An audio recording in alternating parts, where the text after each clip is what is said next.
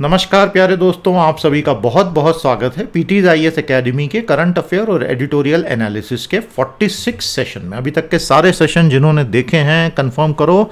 और दोस्तों, आज के हमारे हिंदू अखबार के ये 4 एडिट्स को मैं एनालाइज करूंगा। 18 अगस्त का हमारा सेशन है। सभी सिंसियर एस्पायरेंट्स का बहुत बहुत स्वागत है। आप अच्छे अच्छे तरीक़ों से एग्जाम्स दें, तैयारी के साथ दें और आप सफल हों, हमारी शुभकामनाएं हैं। ये रहा आज का हिंदू अखबार भैया, और ये 4 लेख मैं आपके साथ डिस्कस करने जा रहा हूं। तैयार हो सब लोग? My dear student, the very first edit for today, PT's analysis number 1, parliament must debate not just legislate. काफ़ी बड़ी खबर है क्योंकि बहुत रेयरली हुआ है 75 साल के भारतीय इतिहास में कि सुप्रीम कोर्ट के चीफ जस्टिस ने सरकार की पार्लियामेंट्री कार्य प्रणाली पर सीधे सीधे सवालिया निशान लगाया हो। तो ये तो पॉलिटी और कॉन्स्टिट्यूशन के हिसाब से बहुत बड़ी खबर है दादा। प्रीलिम GS2 ऐसे में आपको ये काम आएगा। हिंदी एनालिसिस मैंने दे दिया है, बहुत बढ़िया टॉपिक है, शांति से देखिएगा, समझिएगा। It cuts at the core of India's entire constitutional existence itself. ठीक है, तो शुरू करें। पार्लियामेंट जब कानून बनाते समय विस्तृत विचार विमर्श और चर्चा नहीं करती है तो ये वैसे भी एक बहुत सीरियस कंसर्न रहता है। कई लोगों ने अखबारों में, मीडिया में इस बात को उजागर तो किया ही है। एंड एवरीबडी वांट्स कि डिबेट होनी चाहिए, चर्चा होनी चाहिए, तभी तो ठोस कानून बनेंगे, नहीं तो ठोस कानून कैसे बनेंगे। अब हो ये रहा है कि कानून को तो बस धक्का देके 5, 10, 15, 20, 25, 30 मिनट में पारित करवाया जा रहा है, और इसमें बड़े बड़े कानून, बड़े बड़े मुद्दे भी शामिल हैं। उसकी वजह से क्या हो रहा है कि कानून बनाने की, विधि निर्माण की प्रक्रिया की शुचिता पर ही सवालिया निशान लग रहा है। पीपल आर क्वेश्चनिंग कि फिर ये कानून कैसे बन रहे हैं जिस पे कोई चर्चा ही नहीं हो रही। मतलब सरकार ने जो मसौदा बना के दे दिया, ड्राफ्ट बना के दे दिया, वो फाइनल है, देयर इज नो चेक। और उस पर भी बुरी बात यह है कि पिछले कुछ सालों में पार्लियामेंट्री कमेटी कल्चर भयंकर कमजोर पड़ गया है। मुश्किल से 10 या 15 ड्राफ्ट लॉज कमिटीज को दिए जा रहे हैं, जो एक समय में 60-70% कमिटीज में जाते थे इंस्पेक्शन के लिए, स्क्रूटिनी के लिए। तो कमियां वैसी की वैसी आगे बढ़ रही हैं और फिर वो जुडिशरी में पकड़ में आती हैं। आप समझ रहे हो ना। पहली बार भारत के उच्चतम न्यायालय के मुख्य न्यायाधीश CJI NV रमन्ना ने इस विवाद में अपना योगदान देते हुए कहा कि जुडिशरी के लिए बड़ा डिफिकल्ट होता जा रहा है जब भी लॉ रिलेटेड एम्बिग्विटीज आ रही हैं, कानून संबंधित जब कुछ कंफ्यूजन आता है कि सरकार की मंशा क्या थी, संसद की मंशा क्या थी इस कानून को बनाने में, ये हम पता नहीं कर पाते हैं। और जब हम सोचते हैं कि इसके पीछे की पार्लियामेंट्री डिबेट के कागज को एक बार पढ़ें तो पता चलता है कि कोई डिबेट ही नहीं हुई कानून बनाते समय। उन्होंने कहा कि this is a very sorry state of affair, ऐसा नहीं होना चाहिए और ये तो बहुत ही खेदजनक स्थिति है। इस तरह से CJI का कहना सरकार के लिए काफ़ी इंडाइटमेंट वाली परिस्थिति है भैया। ये सुप्रीम कोर्ट एक्चुअली ये ट्राइब्यूनल्स वाले मामले में उलझा हुआ है, और अभी हाल ही में जो ट्राइब्यूनल्स रिफॉर्म बिल आया है उस पर काफ़ी पिंग पोंग का खेल अभी चल रहा है। भारत में अनेकों ट्राइब्यूनल्स कई सालों में बने कि जुडिशरी पे से लोड टेक्निकल मैटर्स का हटाया जाए, लेकिन पिछले 5 सालों में हुआ यह है कि इन ट्राइब्यूनल्स में चेंजेस बहुत कर दिए सरकारों ने, और उसके अलावा अपॉइंटमेंट सैकड़ों पेंडिंग पड़े हुए हैं। तो सुप्रीम कोर्ट बहुत भड़का हुआ है कि एक तो आपने क्वाजी जुडिशियल बॉडीज़ बना दी, दूसरा उसको एग्जीक्यूटिव कंट्रोल में ले लिया प्रैक्टिकली, और तीसरा अब आप अपॉइंटमेंट भी नहीं कर रहे हो, तो फिर फ़ायदा क्या है। तो इसको ट्राइब्यूनल्स को बंद कर दें क्या, ऐसा CJI 2-3 बार बोल चुके हैं। मामला बहुत गंभीर है भैया। बड़ा मुद्दा जो CJI कह रहे हैं वो ये कि हमें कानून बनाने वालों का मंशा समझ नहीं आ रही है कानून के पीछे की, क्योंकि डिबेट्स नहीं है। लेकिन एक्चुअली अगर देखा जाए तो हिंदू का एडिटर ये सवाल उठा रहा है कि पार्लियामेंट्री डिबेट सुप्रीम कोर्ट के लिए महत्वपूर्ण क्यों होनी चाहिए। ये तो होना ही नहीं चाहिए। अब क्यों नहीं होना चाहिए? वो इसलिए नहीं होना चाहिए क्योंकि the law should be drafted so precisely and clearly कि कंफ्यूजन आना ही क्यों चाहिए। अगर जो कानून बन रहे हैं उसमें प्रयुक्त शब्दावली इतनी क्रिस्टल क्लियर हो कि कोई भी जज बैठा हो, कोई भी बेंच बैठी हो, उसको उसका अर्थ बहुत क्लियरली समझ में आ जाए, तो फिर आपको किसी भी तरह के पर्पजिव इंटरप्रिटेशन की क्या आवश्यकता पड़नी चाहिए। पर्पजिव इंटरप्रिटेशन बहुत ही बढ़िया शब्द है जिसका मतलब है कि किसी कानून का क्या पर्पज है उस पे से विवेचना करना। और अगर किसी जज को इस स्तर पे जाना पड़ रहा है, मतलब कानून का ड्राफ्टिंग करने वालों ने बहुत कमजोरी दिखाई है। इसका सबसे बढ़िया यानी कि सबसे खराब उदाहरण है 102 नंबर का जो 102nd अमेंडमेंट। अब इसमें क्या हुआ, उसकी शब्दावली इतनी कंफ्यूजिंग थी कि जब वो मराठा रिजर्वेशन वाला मुद्दा सुप्रीम कोर्ट में पहुंचा और उसको रेफरेंस में 102nd अमेंडमेंट आया, तो सुप्रीम कोर्ट ने बोला कि देखो भाई, इसमें जो शब्द हैं उनका अर्थ यह है कि भारत में एक ही संस्थान है, एक ही आदमी है जो सारे ओबीसीज की लिस्ट जारी करेगा, और वो है भारत के राष्ट्रपति। स्टेट्स को तो ये ताकत ही नहीं है। अब सरकार के हाथ पांव फूल गए थे, क्योंकि ये मामला राजनीतिक रूप से सुसाइड करने वाला मामला है कि स्टेट्स के हाथ से आप एससी बीसी में ओबीसी की लिस्टिंग हटा दो।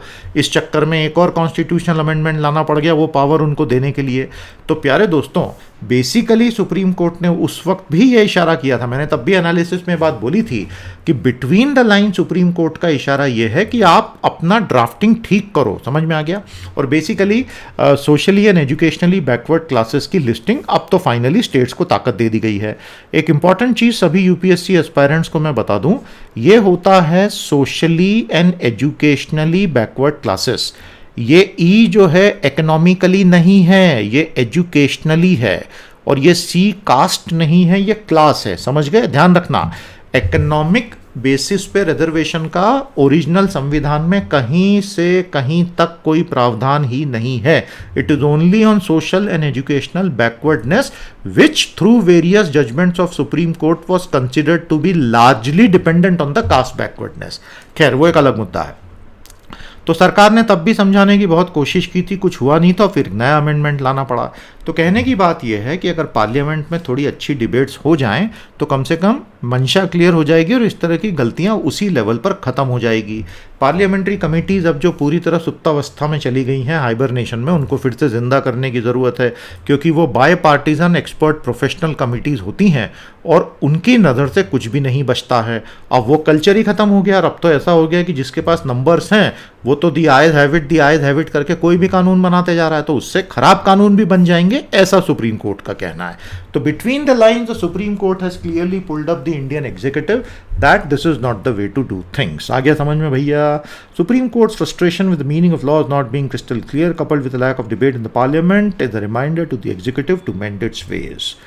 ठीक है दोस्तों, क्लियर है? तो आगे चल सकते हैं। ये हमारा आज का दूसरा लेख है, प्रीलिम्स जीएस 2, 3 और ऐसे में बहुत काम आएगा। Tamil Nadu model of door delivery of medical care. तो बेसिकली कहानी क्या है? देखिए दोस्तों, भारत में कोविड ने तो जो कहर बरपाया है वो तो बरपाया है, लेकिन कोविड के आने से पहले कुछ ऐसी दूसरी बीमारियां हैं जिन्होंने भारत में पूरा तांडव नृत्य कर रखा है, कांड कर रखा है, और वो बीमारियां एनसीडीज हैं, नॉन कम्युनिकेबल डिजीजेस। तो जितने भी गैर संचारी रोग होते हैं, जैसे कि हार्ट डिजीज हुआ, हाइपरटेंशन हुआ, डायबिटीज़ हुआ, सीओपीडी हुआ, जो कि किसी तरह से छूने से बीमारी नहीं फैलती, वो बीमारियां भारत में मृत्यु का सबसे बड़ा कारण बन गई हैं। अब उन बीमारियों में एक बहुत बड़ी प्रॉब्लम क्या है कि उनमें से कुछ तो लाइफस्टाइल डिजीजेस हैं और उनमें रोज़ाना दवाई लेनी पड़ती है, हर महीने डॉक्टर को दिखाना पड़ता है, अपनी मेडिकल कंडीशन की मॉनिटरिंग करना पड़ती है। ये कोविड के दौरान पूरी तरह बंद हो गई थी, तो उसमें मॉर्बिडिटी और मॉर्टेलिटी दोनों बढ़ गई। तो ये सभी सरकारों को समझ में आया कि यार कोविड के चक्कर में तो दूसरी बीमारियों से ज़्यादा मौतें हो गई हैं। अच्छा, उन मौतों का तो कोई हिसाब किताब ही नहीं है भारत में। जो एक्स्ट्रा मर गए उस चक्कर में, जिनको मिला ही नहीं ट्रीटमेंट, नॉन कोविड, वो तो अलग ही चैप्टर है पूरा। तो तमिलनाडु ये बोल रहा है कि मैं door delivery of medicine, drugs and services करवा के इस चीज़ को जड़ से ख़त्म करूंगा। तो ये एक बहुत अच्छी स्कीम है। समझ लें, आपको बैकग्राउंड समझ में आ गया भैया? माय डियर स्टूडेंट, ये पैंडेमिक जो है, महामारी जो है, उसने तो पूरी दुनिया को झकझोर के जगा दिया, लेकिन उससे पहले ही भारत में नॉन कम्युनिकेबल डिजीजेस की महामारी फैल चुकी थी, और कोविड की दोनों बहुत बड़ी लहरों ने हमारे हेल्थ सिस्टम की सारी दरारों को इतने भयानक तरीके से उजागर किया कि पूछिए मत। नॉर्मली आप ये मान के चलते हैं कि इंस्टीट्यूशन बेस्ड ट्रीटमेंट तो भारत के हर आदमी को वो जब चाहेगा तब अवेलेबल होगा ही होगा। सरकारी अस्पताल नहीं तो निजी अस्पताल खुले होंगे ही होंगे, आपको ट्रीटमेंट मिलेगा ही मिलेगा, चाहे दुनिया इधर की उधर हो जाए। लेकिन कोविड ने तो उस लिंक को भी कट कर दिया। अब कोई डायबिटिक है, वो घर पे बैठा और उसके पास दवाई नहीं है, वो तो ख़त्म हो गया, अब वो क्या करने वाला है? तो इस तरह की बहुत सारी समस्याएं हैं। देखिए, एक सीधी सी बात है, अगर आप इंसुलिन डिपेंडेंट हैं तो आप ये थोड़ी बोल सकते हैं कि मैं 3 दिन इंसुलिन नहीं लूँगा, आपका शरीर अंदर से धीरे धीरे खोखला होता जाएगा। आपको ब्लड प्रेशर की बीमारी, आप ये थोड़ी बोल सकते हैं कि 1 हफ्ता में ब्लड प्रेशर की गोलियां नहीं खाऊंगा, तो आपको तो दवाई चाहिए, रोज़ चाहिए। इसीलिए राज्यों को विकल्प ढूंढने पड़े। तमिलनाडु ने जो विकल्प ढूंढा है वो है मक्कलाई थेड़ी मरुथुवम स्कीम। इस स्कीम में ये बोलते हैं कि हमें कम्युनिटी बेस्ड अप्रोच ले रहे हैं जिसमें एनसीडी को टैकल करेंगे, प्रिवेंशन, अर्ली डिटेक्शन। इसका लक्ष्य क्या है? पूरी आबादी की स्क्रीनिंग की जाएगी। जितने एडल्ट्स हैं 18 प्लस के, उन सब का हम स्क्रीनिंग करेंगे। किस चीज़ का स्क्रीनिंग करोगे भैया? 10 बीमारियों का करेंगे। कौन सी 10 बीमारियां हैं? Hypertension, diabetes, oral cancer, cervical cancer, breast cancer, TB, leprosy, chronic kidney disease, COPD, mental health. ये 10 बीमारियों की स्क्रीनिंग होगी और ये 10 में से कुछ तो जो हैं आपकी लाइफस्टाइल डिजीजेस भी हो गई। And delivery of certain drugs to certain age groups. तो ये घर पहुंच सेवा दवाई की होगी इन बीमारियों के लिए। तो एक तरह से समाज के निचले तबके के लिए जो रिसोर्स कंस्ट्रेंट है उनके लिए तो आशीर्वाद वाला काम हो गया। तमिलनाडु में वैसे भी नॉन कम्युनिकेबल डिजीजेस का इंसिडेंस बहुत ज़्यादा है और rate of hypertension and diabetes आप देख ही रहे हैं। प्यारे दोस्तों, अगर आपको भी ये बीमारियों से बचना है तो सिंपल सी बात है, आपको अपनी जीवन शैली में थोड़े बदलाव लाने होंगे। बहुत ज़्यादा फास्ट फूड खाना, बहुत ज़्यादा सॉफ्ट ड्रिंक्स पीना, एम्प्टी कैलोरीज अंदर लेना खतरनाक है। नींद ढंग से नहीं लेना खतरनाक है। उसके अलावा एक्सरसाइज नहीं करना, वो भी बहुत खतरनाक। बहुत ज़्यादा अपने जीवन में स्ट्रेस लेना, ये सब चीज़ों से अल्टीमेटली डायबिटीज़ हो जाता है, ब्लड प्रेशर हो जाता है। इन चीज़ों से बचिए। तो प्यारे दोस्तों, कोविड के समय ये क्लियर हो गया कि हाइपरटेंशन और डायबिटीज़ और कोविड की तो आपस की लिंक भी बहुत खतरनाक है और म्यूकोरमाइकोसिस में तो ये बात और साफ हो गई। कहने का मतलब ये है कि इन डिस्कशन से और इन प्रॉब्लम से अब बच के भागने का समय गया और NCDs are a real and present danger today. सबसे पहली condition is uninterrupted access to health care services. ये अगर रुक गई तो ये तो मौत को दावत देने का काम है, इसलिए इसको पहले ठीक करो। More than 50% of disease burden is now NCDs. देखिए, ये भारत के लिए बहुत बहुत बड़ी चुनौती आने वाले समय में। भारत में आधे से ज्यादा बीमारियां अब नॉन कम्युनिकेबल डिजीजेस हैं, जिसमें मेंटल हेल्थ भी एक बहुत बड़ी डिजीज है।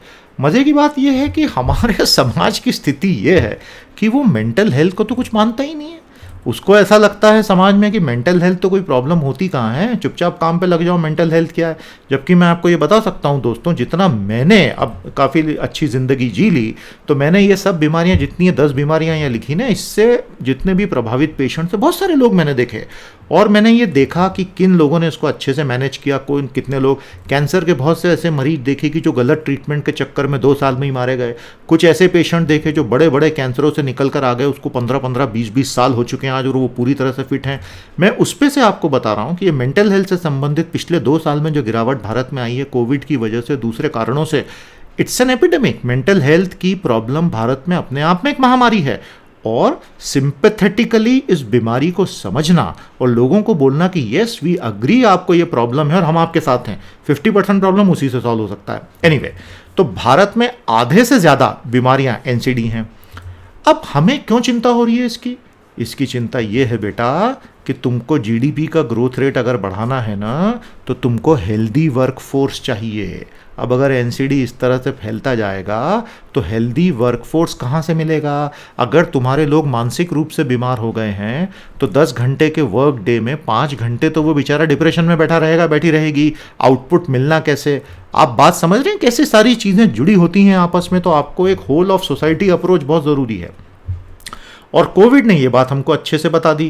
क्वालिटी ऑफ लाइफ बुरी तरह से इस ब्रेक ऑफ ड्रग्स एक्सेस की वजह से गिरी, तो हमें भविष्य के ऐसे आउटब्रेक्स में ड्रग एक्सेस लोगों को, एनसीडी वालों को बना रहे, ये सुनिश्चित करना होगा। भारत 2 बीमारियों में दुनिया में कंट्रोल करने में चैंपियन माना जाता है। एक है टीबी और एक है एड्स। दुनिया में मेडिकल इतिहास में जिस तरह एड्स और टीबी पर भारत ने नियंत्रण पाया है, खासतौर पर एड्स पर, उसकी तो मिसालें दी जाती हैं और वो बहुत बड़ी हमारी सफलता की कहानी रही है। प्यारे दोस्तों, डॉट्स थेरेपी जो टीबी कंट्रोल की है, ये बहुत यूज़फुल डोर डिलीवरी ड्रग्स का एक सिस्टम रहा है। तो तमिलनाडु ने उसी को आगे बिल्टअप किया है और हो सकता है एक दिन सारे राज्य ये करने लगे। तो ये बहुत अच्छा एडिट था और ये भारत के पूरे भविष्य से जुड़ा हुआ एडिट था। इसमें आपने क्या सीखा, हमें कम से कम 1 या 2 पॉइंट बताइए। ये रही समरी, पढ़ लीजिए अच्छे से। आपकी तरफ से जो समरी है वो भी ज़रूर लिखिएगा। आज का तीसरा एडिट अब हम ले रहे हैं। सेशन को लाइक कर लिया ना भैया, जल्दी कर लेना, नहीं तो गरुड़ पुराण में ऐसे छात्रों के लिए सज़ा का प्रावधान है जो संदीप सर के सेशन को लाइक नहीं करते हैं, शेयर नहीं करते हैं, चैनल को सब्सक्राइब नहीं करते हैं। प्रीलिम्स GS2 GS3 और ऐसे में ये बहुत काम आएगा। The script of the new end game in Afghanistan, MK Narayanan XNSA ने लिखा है, बहुत अच्छा लिखते हैं। अफगानिस्तान की जो नई सच्चाई है और भारत, अब हम आगे क्या करने वाले हैं।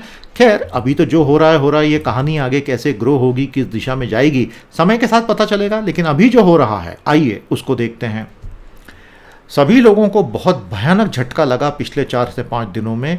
जिस गति से अफगानिस्तान का पतन हुआ तालिबान के हाथों, जिस गति से काबुल गिरा, और जितना भी रेजिस्टेंस सोचा गया था कि खून की नदियां बह जाएंगी, तो वैसा कुछ भी नहीं हुआ। आर्मी और पुलिस सब अपनी पोस्ट छोड़ के भाग गए। जिस प्रकार से पूरी की पूरी अफगान सरकार की लीडरशिप दुम दबा के भाग गई और उनका नेतृत्व किया अशरफ घनी ने, सबसे डरपोक आदमी नंबर 1, सब कुछ छोड़ के भाग गया। 24 घंटे पहले तक खोखली बातें कर रहा था कि अब हम सब रिग्रुप हो गए हैं, इनको तो बिल्कुल अब ऐसा करारा जवाब देंगे। It was all a lie, it was all a lie from day one and he just ran away. इससे क्या साबित हुआ? पूरा अफगान स्टेट का ढांचा अंदर से खोखला था और बाहर से मेकअप करके दुनिया मूर्ख बन रही थी। तालिबान ने बहुत भयंकर डबल गेम खेला, जबरदस्त डुप्लिसिटी और हिपोक्रेसी दिखाई।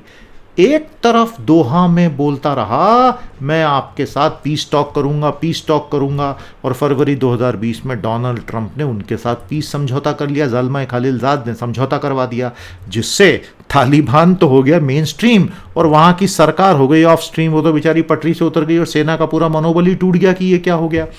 लेकिन उस वक्त भी डोनाल्ड ट्रंप को यह संदेश क्लियर था कि तालिबान पे भरोसा मत करो। क्यों? क्योंकि तालिबान बम तो फोड़ ही जा रहा था। हजारों अफगानों को तालिबानियों ने 2020 में मार डाला बम धमाकों में। तो मतलब दोनों तरफ से गेम खेला और अमेरिका बेचारा चुपचाप उसका शिकार बनता चला गया। 2021 का जो अफगानिस्तान है वो 1989 और 90 में सोवियत संघ जब पीठ दिखा के भागा था, उस समय के अफगानिस्तान से तुलना नहीं की जा सकती। क्यों नहीं की जा सकती?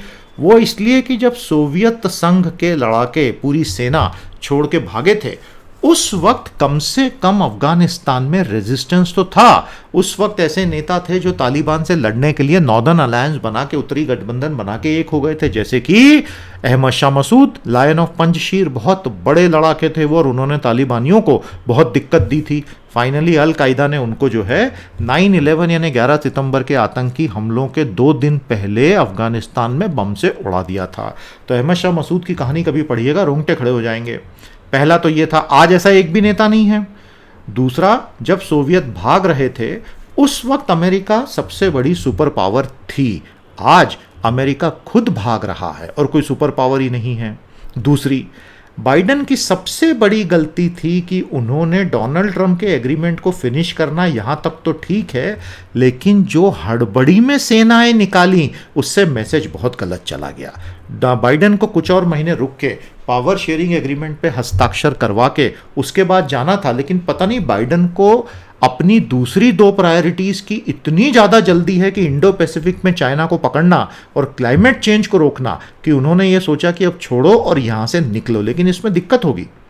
1990 में दुनिया एक्चुअली अफगानिस्तान को ब्लैक होल बनने से रोकना चाहती थी।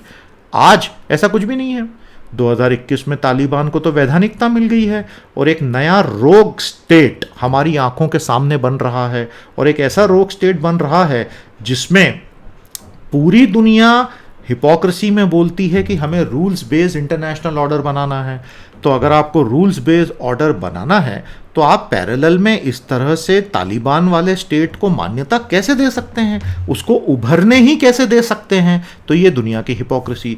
और इस सब के बीच में यूनाइटेड नेशन कैसा बुरी तरह से फेल हुआ वो तो देख ही लिया। फिलहाल भारत अभी यूएनएससी का अभी अध्यक्ष भी है, तो निश्चित तौर पर भारत कुछ ना कुछ बड़ा कदम उठाएगा, ऐसा मुझे मोदी जी के नेतृत्व पर पूरा भरोसा। अभी तो इतने बड़े पद पर भी हैं वो। सबसे पहली गलती जो अफगान सरकार ने की थी कि उसने अपनी अथॉरिटी पिछले कुछ सालों में सरेंडर कर दी थी इंटरनली, अलग अलग प्राइवेट मिलिशिया, भूतपूर्व वॉरलॉर्ड और अलग अलग आर्म्ड ग्रुप्स के बीच में। तो ये सारे एक होकर तालिबान से लड़ नहीं पाए। अफगान स्टेट का जिस प्रकार से अंत हुआ है उसका मतलब यह है कि यहाँ की बहुत सारी ट्राइब्स, पश्तून, उज़्बेक, ताजिक, हज़ारा, इनके बीच में फ्रैक्चर्स और बढ़ेंगे, कम नहीं होंगे। अफगान स्टेट वो ग्लू था जिसने इनको आपस में बांध के रखा था, और ये कोलैप्स जब हो रहा था उस वक्त तालिबानियों पे दबाव डालने की बजाय चाइना, रशिया, पाकिस्तान उनको गले लगा रहे थे। अमेरिका भी तो लगा ही रहा था ना, बातचीत तो जारी थी, नहीं तो आप उनको मना कर देते, पकड़ लेते, गिरफ्तार कर लेते, कुछ भी नहीं। ये बहुत ट्रेजेडी है पूरे एशिया के लिए, क्योंकि बहुत सारे पुराने टेरर ग्रुप्स जैसे कि गुलबुद्दीन हिकमतयार का, ये सब फिर से जिंदा हो सकते हैं, शायद नहीं भी हों, लेकिन अभी पता नहीं है। कई लोग ये भी बोल रहे हैं कि अफगानिस्तान जो है एशिया का, साउथ एशिया, सेंट्रल एशिया का सीरिया है। ये बिल्कुल गलत है। ये इसलिए गलत है क्योंकि सीरिया जैसा भी हो, जो भी हो, वहाँ एक बहुत तगड़ा राष्ट्रपति तब से बैठा हुआ है। आपको पता है ना, सीरिया में अरब स्प्रिंग के बाद से पूरा कबाड़ा हुआ था और बशर अल असद ने अपने ही लोगों को मार डाला। यहाँ अफगानिस्तान में ऐसा कोई नहीं है। दूसरी प्रॉब्लम यह है कि अनलाइक सीरिया, अफगानिस्तान की जो बॉर्डर है तजिकिस्तान के साथ में और उज़्बेकिस्तान के साथ में, ये बिल्कुल पोरस बॉर्डर है, इस पे से लोग आते जाते रहते हैं। सीरिया के साथ ऐसा नहीं है। और तीसरा, अफगानिस्तान में तालिबान के हाथ में पूरी सत्ता आ गई है और इसके लिए रशिया, चाइना, पाकिस्तान ने उसकी मदद की है और भारत और अमेरिका को पूरी तरह से बाहर कर दिया गया है। इंडिया तो सब छोड़ छाड़ के वापस आई गया, अपने अपनी प्रेजेंस ही छोड़ दी वहाँ पे। और तालिबान से हमने बातचीत इतने सालों से बंद कर रखी है, तो हमारा अब कुछ वहाँ पे स्टेक ही नहीं रह गया है। अमेरिका इस सब के लिए जिम्मेदार है। बाइडेन आसानी से अपनी विड्रॉल डेट को पोस्टपोन कर सकते थे, तालिबान को डीमोरलाइज कर सकते थे, उन्होंने स्टेट को डीमोरलाइज कर दिया। तो अब अगर हम ये सोच रहे हैं कि तालिबानियों ने वायदा किया है कि international terror group Islamic state, al Qaeda यहाँ नहीं आएंगे, तो ये तो मूर्खतापूर्ण बात है। रेडिकल इस्लामिक टेरर ज़रूर सर उठाएगा। अमेरिका के लिए अफगानिस्तान का ये पूरा विडंबना जो है, वियतनाम जब छोड़ के भागा था अमेरिका हज़ारों मौतों के बाद 1975 में, उससे कई गुना बुरी है। उस वक्त कम से कम ये तो हुआ था कि वियतनाम में कम्युनिस्ट पार्टी आई जिसने वियतनाम को स्वर्ग बना दिया है। साथियों, आप में से कईयों को जान के आश्चर्य होगा, वियतनाम की इकोनॉमी इतनी अच्छी चल रही है, उनका पर कैपिटा इनकम इतना बढ़िया हो गया और उनका एक्सपोर्ट ग्रोथ इतना ज़बरदस्त और मैन्युफैक्चरिंग इतनी बढ़िया और इतने एमएनसीज आ गए हैं कि वो कहीं से कहीं भी ऐसा नहीं लगता है कि उस समय की कम्युनिस्ट पार्टी के हाथ में था, और वहाँ के कम्युनिस्टों ने बहुत अच्छा मैनेज किया। अफगानिस्तान में तो तालिबान ऐसा कुछ कर ही नहीं सकते क्योंकि ये तो रेडिकल इस्लामिक ग्रुप है, इनके बस का ही नहीं है। Afghanistan will remain the sick man of Asia. Bharat के लिए अब इंगेज कर पाना बहुत मुश्किल है क्योंकि भारत ने तो केवल करजई और घनी को ही भाव दिए थे, तो तालिबान क्यों इंगेज करेगा। फाइनली अब भारत के लिए पूरे इस क्षेत्र को देखो, अमेरिका गुड बाय करके जा चुका है। चाइना, रशिया, पाकिस्तान की दोस्ती भयंकर गहरी हो गई और उनको जोड़ने वाला हो गया है अफगानिस्तान। ईरान की कहानी बदल गई क्योंकि हसन रूहानी चले गए और एक बहुत कट्टरपंथी व्यक्ति इब्राहिम रईसी आ गए हैं। तो भारत के लिए ये पूरा क्षेत्र अचानक से सारी इक्वेशन बदल गई है, लेकिन सरकार कुछ न कुछ रास्ता निकालेगी। क्या निकालेगी देखेंगे समय के साथ। आपको क्या लगता है, क्या रास्ते निकलेंगे, बताइएगा प्यारे दोस्तों। और ये रही आज की समरी। आप भी अपनी समरी बताएं, कमेंटेड में ज़रूर लिखें, और आपके पास कोई नए पॉइंट्स हों तो वो भी शेयर करें। आज का चौथा और अंतिम लेख बड़ा इमोशनल लेख है, खुले दिमाग से सुनेंगे और पढ़ेंगे तो समझ में आएगा। प्रीलिम्स GS1 यानी हिस्ट्री में भी काम आएगा, 2 ऐसे सब में काम आएगा। हॉरर्स ऑफ पार्टीशन 14 अगस्त। तो जिस प्रकार से भारत पाकिस्तान विभाजन की पूरी घटना थी जिसमें लाखों लोग मारे गए थे, ये इतिहास के ऐसे दर्द हैं जो हम सब अपने दिलों में लेके घूम रहे हैं लेकिन भूल चुके हैं। हाल में प्रधानमंत्री ने कहा 14 अगस्त को हम हॉरर रिमेम्बरेंस डे के रूप में मनाएंगे, इसलिए ये आर्टिकल आया है। बहुत अच्छा लेख लिखा है इन्होंने, और इस पूरे लेख को आप समग्रता में अगर पढ़ोगे तो ही ये समझ में आएगा, टुकड़ों टुकड़ों में नहीं आएगा। आइए देखते हैं। किसी भी समाज के लिए जब भूतकाल की भयानक हिंसक घटनाओं को याद किया जाता है, जैसे कि मास किलिंग, कलेक्टिव वायलेंस, तो वो एक अच्छी एक्सरसाइज होती है, बशर्ते बशर्ते बशर्ते आपका लक्ष्य हो seeking forgiveness and never to let it happen again. अगर समाज का ये लक्ष्य होता है कि भाई हम माफ़ी मांगते हैं कि हमने इतनी हिंसा को कैसे जन्म दे दिया और हम भविष्य में ऐसा कभी नहीं होने देंगे, इसके लिए हम कृत संकल्पित हैं, तो ये एक्सरसाइज बहुत अच्छी है। इजराइल और जर्मनी यही करते हैं होलोकॉस्ट को लेके, और जापान भी जो है अपने एटॉमिक बॉम्बिंग को लेकर ऐसा ही करता है। अमेरिका ने अवॉइड किया है।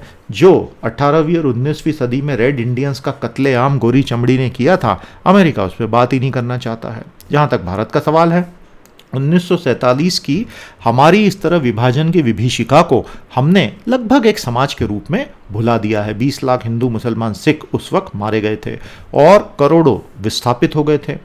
भारत में सिर्फ एक वेग मेमोरी है कि ये सब इसलिए हुआ क्योंकि एक तो ब्रिटिश जल्दी छोड़ के भाग गए, अगर उस वक्त माउंटबेटन कुछ महीने रुक जाता, बर्मा जाने की जल्दी नहीं मचाता तो कत्लेआम ही नहीं होता, और दूसरा मोहम्मद अली जिन्ना ने मरवा दिया सबको। ये दो चीज़ें लोगों को मोटे तौर पर पता हैं। हम क्योंकि उस समय का ये सब भूल गए हैं, इसलिए उस मुद्दे का कभी समाज में क्लोजर ही नहीं हो पाया, वो चीज़ कभी खत्म नहीं हो पाई। कोई भारत में राष्ट्रीय स्मारक भी जो मृत हो गए या जो वॉयलेट हुए उनके पार्टीशन का है नहीं, ना पाकिस्तान में है ना बांग्लादेश में है। हमारा आर्ट एंड कल्चर, ये इवन होना चाहिए, हमारी आर्ट और कल्चर में भी इन हॉरिबल इंसिडेंट्स पे कोई ज़्यादा बात करता नहीं है। केवल सादात हसन मंटो की कुछ कहानियां हैं, भीष्म साहनी की तमस और भाग मिल्खा भाग में कुछ ऐसे हिस्से थे, उसके अलावा नॉर्मली कोई बात नहीं करता है।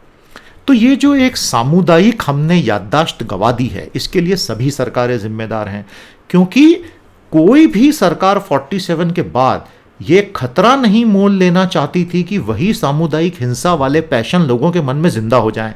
इसीलिए पंडित नेहरू की पहली सरकार हो से लेके वर्तमान सरकार तक सभी एक ही चीज बोलते थे कि भाई आगे बढ़ो आगे बढ़ो आगे बढ़ो, कम्युनल हार्मनी के साथ आगे बढ़ो। लेकिन पुरानी बातों को इग्नोर करने से वो चीज़ें गायब तो नहीं हो जाती, क्योंकि जो लोग सामुदायिक हिंसा चाहते थे उन्होंने तो हिंसा की, और ऐसे कितने इंसिडेंट हुए। जबलपुर, 1961 अहमदाबाद, 69 जमशेदपुर, 79 मुरादाबाद, 80 रथ यात्रा किलिंग, 89 बाबरी हिंसा, 92-93 Bombay blast, 93 Gujarat, 2002 and beyond. और हिंसा तो होती गई।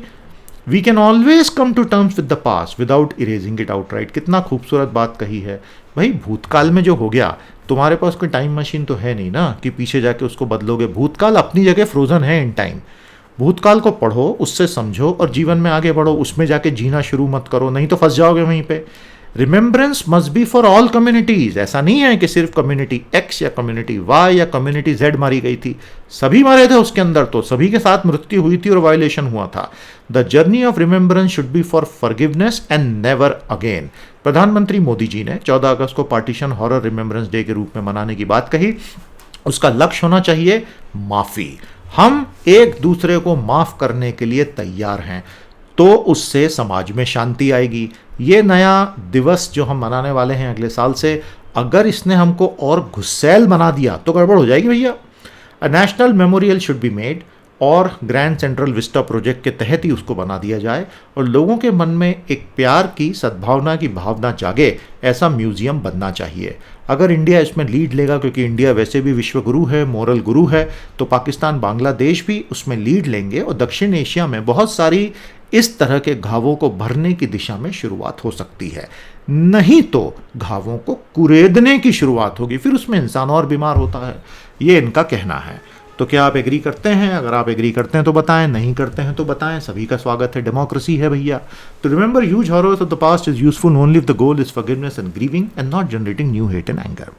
प्यारे दोस्तों, पेट्रोल और डीजल पर निर्मला मैडम का कहना है यूपीए एरा के बॉन्ड में भरते भरते परेशान हो गई हूं। तो सभी लोगों को पता है कि total value of those bonds and interest is far less than the total extra excise the government is already collected. लेकिन वो यूपीए एरा के बॉन्ड एक इतना जबरदस्त बहाना है कि अब वो चलता ही जा रहा है, चलता ही जा रहा है, चलता ही जा रहा है। भारत में electoral bond, UPA bond, James bond, ये तीनों बड़े फेमस है भैया। उपराष्ट्रपति महोदय के लिए भी एक बड़ा भारी एन्क्लेव बनाना सरकार ने शुरू कर दिया, बधाई हो। अमरुल्ला साले ने तालिबान के सामने हथियार डालने से मना कर दिया है और ये बोल दिया है कि I am the care taker president and I am the resistance. बहुत बड़ी बात है ये। अब ये कुछ कर पाएंगे नहीं कर पाएंगे ये तो हम बाद में देखेंगे, लेकिन उन्होंने ऐसा बोला, ये बहुत बड़ी बात है। नई स्क्रैपेज पॉलिसी को लेकर भारत सरकार बहुत ज़्यादा उत्सुक है और एक्साइटेड है। उनका कहना है कि इकोनॉमी को बहुत पुश मिलेगा। राइट टू बी फॉरगॉटन, यानी इंटरनेट पर हमसे जुड़ी हुई खबरों को हटाने का हमारा अधिकार, ये भारत में अब काफ़ी प्रोमिनेंट लीगल मुद्दा बनेगा। आज के लिए इतना ही। बहुत जल्द सेशन 47 में फिर आपसे भेंट करेंगे। कैसा लगा सेशन ज़रूर बताइएगा। पढ़ते रहिए, बढ़ते रहिए। नमस्कार, जय हिंद।